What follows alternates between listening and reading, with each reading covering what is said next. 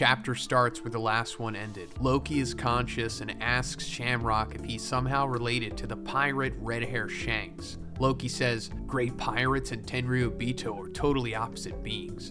How come you two have the same face?" Shamrock reveals that Shanks is his younger twin brother who grew up apart. Shamrock says Shanks returned to marry Joie once, but he preferred to live in this filthy lower world. No Shanks flashback in this part, just dialogue. Alright, so like we found out yesterday, this is the confirmation that they are in fact brothers, and Shanks is a celestial dragon. However, we're finding out here that Shanks went back to marry Joie at one point, but he preferred to live in the actual world. I guess this is probably after Roger died, I assume, and Shanks was probably upset and trying to find himself or whatever. And that's really interesting, and it totally makes sense why he wouldn't want to stay there, you know, after living his entire life with the Roger Pirates. But I'm sure we'll see a flashback of this eventually. Also, guys, in case you didn't see my video yesterday, I am sick, unfortunately, so if I sound weird, that's why. Loki remarks how amusing it is now that he has a grudge with both brothers.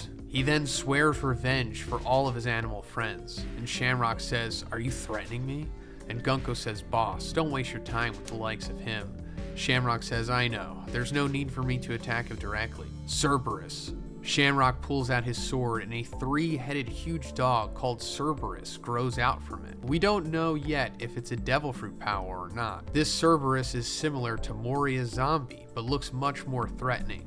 It has black clouds floating around its neck and three swords that come out from each of the three mouths. Wow. Okay, this was the big reveal yesterday. Shamrock's sword ate a devil fruit. And yes, this is possible in the One Piece world. We've seen it a few times before, but it's not as common as you would think, considering how broken this is. You know, having a devil fruit ability, but you not having to consume it, so you don't have the weakness to water, and you have a beast weapon as well, and like a side NPC that can fight alongside you, which we saw with Funk Freed. And as I assumed, Shamrock's sword operates pretty much the same exact way that Spandam's Funk Freed did, except obviously this is way more powerful. Also, as Zhoniin points out here, it's not confirmed that it's a devil fruit power. This could be something that Emu bestowed on the sword possibly, but let's just say it's a devil fruit power for now because that makes the most sense, you know? But we didn't know that it had the black clouds around its neck, which usually indicates that it is a awakened mythical Zhoniin, or at least sometimes, not all the time. So yeah, I think this is really cool, very fitting for Shamrock to have like a beast weapon like this. It also makes me wonder, like, what does he do himself while it's in like Cerberus mode? Does he just go hand to hand? You know, does he just like become Garp all of a sudden? Or does he like pull out a pistol maybe? That would be really cool. That would be like Rufus from Final Fantasy VII, which is one of my favorite bosses. It's also ridiculously hard if you happen to play against him in both Final Fantasy Remake and Rebirth, but I'm not gonna jump the gun on that.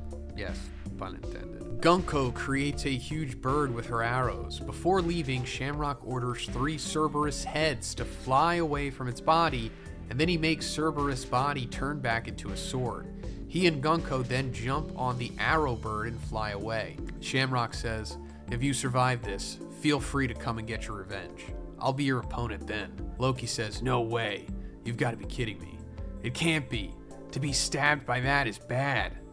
The 3 Cerberus heads with the swords in their mouths spin in the air and fly towards Loki at full speed. Then the 3 heads pierce Loki's torso together.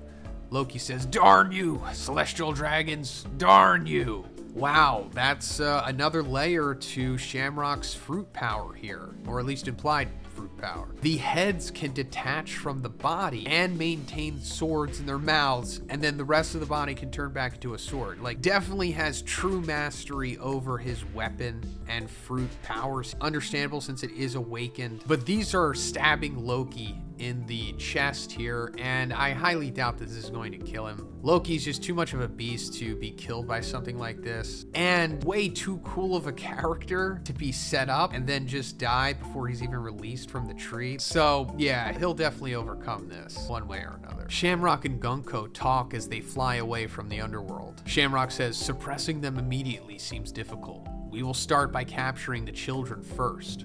Call one more person in." Gunko says, understood, which one do you want? Wow, okay, things are still escalating here. Shamrock is not leaving. When he said that he was going to forcibly put the giants under the control of the world government, he wasn't messing around. Like, he's doing it now, apparently. And it seems like they're gonna call in one more Holy Knight. So there's just gonna be 3 Holy Knights here trying to solo all of Elbaf. But it doesn't seem like they're just gonna try to fight them all at once. I guess them capturing the kids first could be leverage to convince them, you know, something like that. Cut to the Arust Castle. Luffy and his group are talking to the giant guards Luffy found in the last chapter.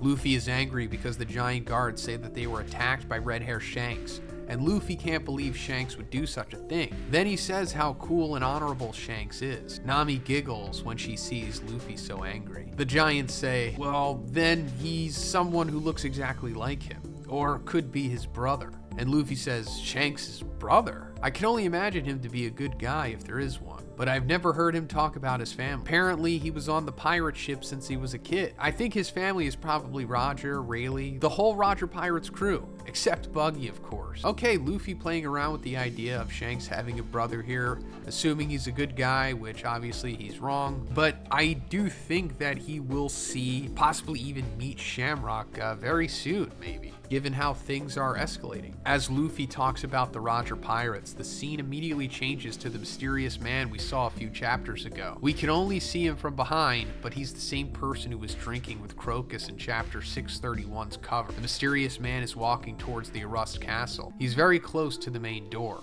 Alright, so here's the mysterious hat guy that we've seen a couple times in Elbaf. Also, as mentioned, he is the guy drinking sake with Crocus on the chapter of 631. We talked about this yesterday, but considering that the Roger Pirates are being brought up here, and we see this guy in the following panel, it's very likely he is related to the Roger Pirates, meaning that most likely, or at least the betting odds favor this the most, and it's that he is Scopper Gaban, the third in charge of the Roger Pirates. You know, Roger is like gold, Rayleigh is like silver, and then we've got Scopper, who is copper, which is also bronze, I guess. I don't know. But this would explain where he's been the whole time, because we never found out, you know, what happened with him. And it makes sense why he would have sake with Crocus, since, you know, they were on the same crew together. It's also very possible that he's the father of Colin and the guy who, you know, did it with Ripley. And since he's also approaching the castle here, it seems like we might meet him in the next chapter. Cut to Frankie. He's examining the treasure tree atom with Ripley. Frankie sees a huge mural painting on the tree. We can't see it yet. Ripley says, I believe those are children's drawings from long ago that have fossilized to become part of the bark. This mural has remarkable historical significance, so it's one of this nation's cultural heritages. It is estimated that they were drawn around 800 to 900 years ago. If that's true, then they are from the same period as the Void Century. Frankie says, what? Then we gotta show Robin them. I'll tell her later. But this is strange for an Elbaf drawing. They don't look like giants to me. While Frankie speaks, we see some drawings from the mural. A mermaid princess, a robot similar to Emeth, and a creature with strange ears. Ripley says, I agree. In our known history, while wars between different races are not unheard of, there shouldn't have been any unions, which makes it even more certain that this painting is nothing more than children's drawings. Cut now to Walrus School. We see children playing and Ange teaching class. In the Owl Library, Saul brings out the Harley book with Elbaf's sacred text to show Robin. It's an extremely old book that has a sun symbol on it in the cover, like the symbol we saw in Kuma's church during his flashback. Saul explains how there were many interpretations of the sun god, yet him and his rhythm appear in legends all over the world. Harley has 3 chapters, and each one represents one world. The 3rd chapter is said to be the world we currently live in, and the end of the chapter foretells what hasn't happened yet. Robin looks at the Harley book and says, I'll read it now. In the absolutely epic final double page of the chapter, we see the full mural drawing with Harley text translated by Robin. It's very difficult to describe the content of the mural because it has a lot of details, but I will try. Treasure Tree Atom is in the center of the mural, and it divides the mural into 2 parts. Above the tree, there is a winged monster / demon that spits fire from its mouth. All right, I'm gonna try to break this down as we go along, because this is us pretty much seeing for the first time the battle that took place either during the Void Century or before it, or even before that. But this is like one of the first world wars or the second world war. But first, let's break down this winged monster slash demon that spits fire from its mouth above the treasure tree Adam. I'm going to assume this is Emu's true form. Now, I could be wrong, and I only say that because there is like another big monster here that could be Emu. But either way, I don't know both of the identities of these monsters, but I assume that the winged monster demon spitting fire is Emu.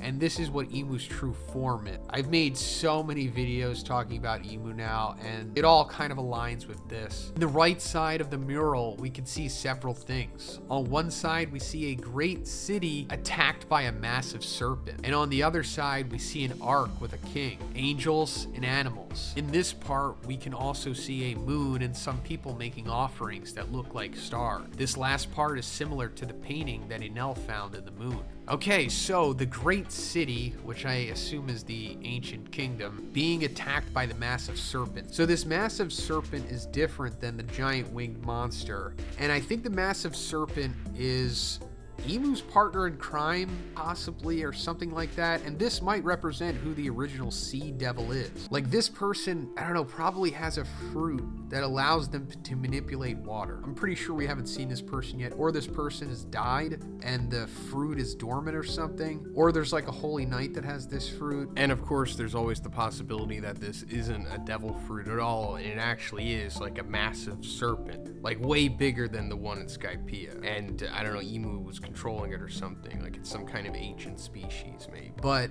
I'm pretty sure that this is probably the sea devil or something. And then on the other side, we see an ark with a king, angels, and animals. And this ark, I think, is possibly like the first version of the Noah, like what led to the idea of the Noah in the first place, maybe. In the left side of the mural, we can see a big battle. Here we can see Nika, or Joy Boy, fighting against a huge winged demon that has the sun in its hands. Nika is fighting alongside giants, one of them with horns, samurai, Lunarians, minks, a mermaid princess accompanied by sea creature, angels, a robot similar to Emeth, and a lot of ships with humans. One of them seems to be from Alabasta. So yeah, this is pretty much what we expected the Void Century War or the pre-Void Century War to be. And I think this also further confirms that the huge winged demon is Emu.